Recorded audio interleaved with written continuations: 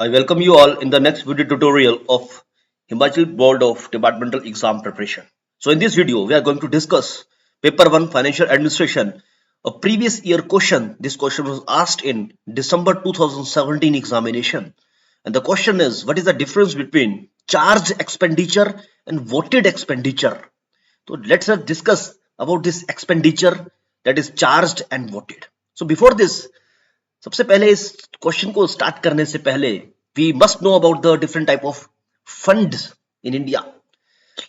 हमारे भारतीय संविधान में constitution of India has different type of provisions of funding, like we have consolidated fund of India, contingency fund of India and public account. I have not mentioned this in the slide. मैंने slide में mention नहीं किया, लेकिन आप सुनिए ध्यान से कि भारतीय संविधान में तीन तरह के फंड हैं।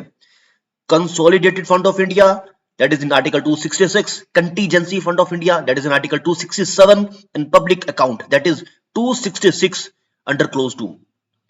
So what is this consolidated fund of India? consolidated fund में जितने भी हमारे हम टैक्स दे रहे हैं सरकार को, चाहे वो इनकम टैक्स हो, पर्सनल टैक्स हो, या हमने कोई लोन लिया गवर्नमेंट से, तो जितना भी कंसोलिडेटेड फंड ऑफ इंडिया है वहां से ही उस चीज को, वो जो बेसिकली जो हमने दिया वो तो गवर्नमेंट की रेवेन्यू होगी, तो वो सारी की सारी चीजें कंसोलिडेटेड फंड ऑफ इंडिया में डिपॉजिट होती हैं।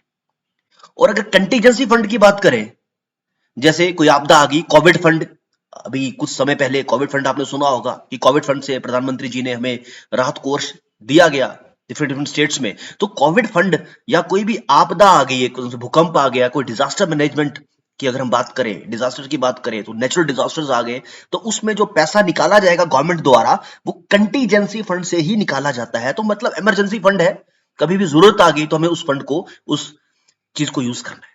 तो अगर अभी की बात करें, it has a corpus of तकरीबन 500 करोड़ गवर्नमेंट द्वारा, उसमें गवर्नमेंट ऑफ इंडिया द्वारा उसमें रखा गया है।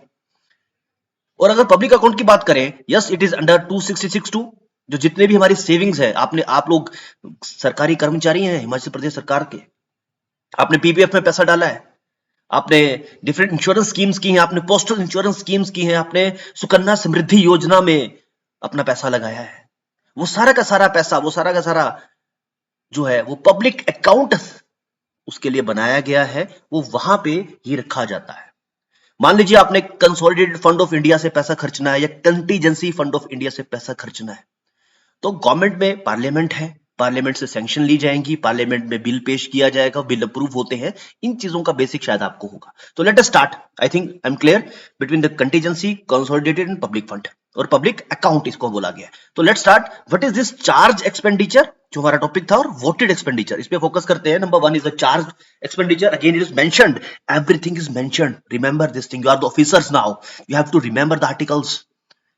किस प्रोविजन में इस चीज को लिखा गया है ये आपको बताना पड़ेगा, और आपको याद रखना है, आपको लिखना है डिपार्टमेंटल एग्जाम में। तो it is mentioned charge expenditure, it is mentioned in the article 112 under close 3 and article 202 under close 3। So what is this charge? It does not require vote of Lok Sabha and is charged from consolidated fund of India. तो ये पहली बात तो ये कि ये जो expenditure है, खर्चा जो है, वो कंसोलिडेटेड फंड ऑफ इंडिया से लिया जाएगा। कंटीजेंसी मैंने आपको बता दिया, इमरजेंसी सिचुएशन में ही छेड़ना है उसको, वैसे नहीं छेड़ा जाएगा। तो यस बिल्कुल सही है। इसमें क्या क्या चीजें आती हैं? सैलरीज आएंगी, किसकी? Salaries and allowances of different president, governors, speaker, deputy speakers of Lok Sabha, CAG, controller and auditor general of India, supreme court and high court जजेस वगैरह। ओके, इतना ही याद रखिए फिलहाल। नेक्स्ट अगर बात करें वोटेड एक्सपेंडिचर की, तो अगेन आर्टिकल 113 एंड 203 है इसके लिए। Next, what is the voted expenditure? Submitted in the form of demand of grants to Lok Sabha and Lok Sabha has the power to assent, refuse और रिड्यूस्ड अमाउंट। मतलब चार्ज के लिए आपको गवर्नमेंट या पार्लियामेंट में भेजने की जरूरत नहीं है। It does not require vote of Rajya Sabha, और can say sorry Lok Sabha, Rajya Sabha नहीं, लोकसभा में सबसे पहले बिल पास होता है, उसके बाद राज्यसभा में भी जाता है प्रेसिडेंट के पास। आपको पता है कि 14 डेज का टाइम होता है प्रेसिडेंट के पास असेंट के लिए। तो it does not require vote of Lok Sabha. तो नाम में ही आंसर है, वोटेड का मतलब क्या है कि पार्लियामेंट में जाएगा, वोटिंग होगी, पार्लियामेंट के जो माननीय सदस्य हैं वोटिंग करेंगे, वो आपके बिल को, एक्सपेंडिचर को कम ज्यादा भी कर सकते हैं, उनके पास पावर है बिल्कुल। लेकिन चार्ज के केस में वो किसी भी तरह के लिए पार्लियामेंट में पेश नहीं होगा। तो that why it is mentioned, it does not require vote of Lok Sabha and is charge from, उसको directly consolidated fund of India से लिया जाएगा, और उसमें ये सारी चीजें आती हैं। नेक्स्ट वन, वोटेड की अगर बात करें, submitted in the form of demands for the grant to Lok Sabha, Lok Sabha में बिल पेश होगा and Lok Sabha has the power to assent, refuse और reduce the amount and no demand except on the recommendation of president, president का assent भी उसमें जरूरी है। फिर से देख लीजिए एक बार, रिकॉल करते हैं। चार्ज एक्सपेंडिचर क्या है, आपको इस तरह से लिखना है, article 1131 of constitution of India specify that the estimates of expenditure charged upon the consolidated fund of India shall not be submitted to the vote of parliament. That is means, it means that the charge expenditure does not require the approval of parliament. Simple.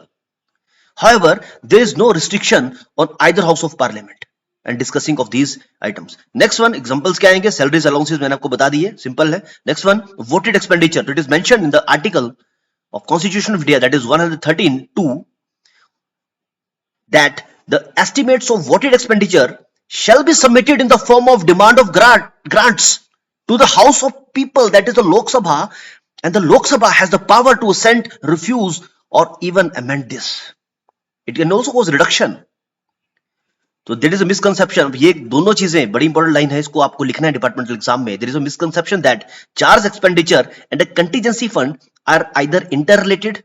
That is, voted expenditure is met from consolidated fund of India and the charge expenditure is met from contingency fund. But ये सही नहीं है. ऐसा लोग सोचते हैं कि जो हमारे चार्ज या वोटेड एक्सपेंडिचर है, एक को हम कंसोलिडेटेड फंड से निकालेंगे, दूसरे को कंटीजेंसी फंड से निकालेंगे, लेकिन ये चीज, ये धारणा गलत है, मिसकंसेप्शन है. तो सही चीज क्या है, दोनों के दोनों कौन से, voted and charge expenditure are met from consolidated fund of India. Contingency तो हमने छेड़ना ही नहीं है, वो सिर्फ इमरजेंसी सिचुएशन के लिए है. और पब्लिक अकाउंट में क्या है, आपका सेविंग का पैसा, सुकन्या समृद्धि योजना का पैसा, पीपीएफ अकाउंट का पैसा, insurance, postal insurance, everything it is in the public account, that is 266 under clause 2.